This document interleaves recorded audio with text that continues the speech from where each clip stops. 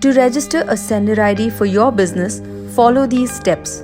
Provide a valid trade license and NOC. DU will only accept a minimum 1-month valid trade license. Both of the filled-in documents should be printed on the letterhead of your company in UAE, duly attested. Here's the format for the NOC letter.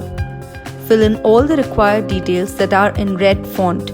Enter the name of the authorized person, your company name, and the sender ID that you are registering. Enter the company details for which the sender ID is being registered and give details about the type of sender ID name, sample SMS content, and purpose of use.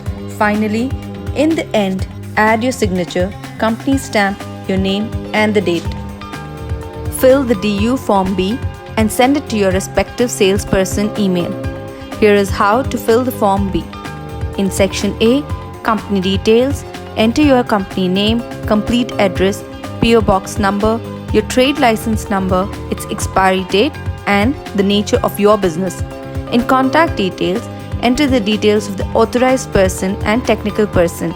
If there is no technical person in the post, then duplicate the same information for the Technical Details section. In Section B, enter your company name, trade license number. Enter your sender ID names. Select the sender ID category from the drop-down menu and give a description of the SMS content.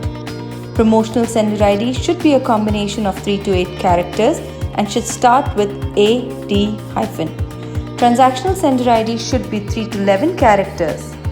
Healthcare and real estate agent need to take concerned government body approval for promotional sender name. Please note that generic words, names, places, etc. won't get approved as sender names. Just above the signatures, write Authorized to Telugu Communications LLC.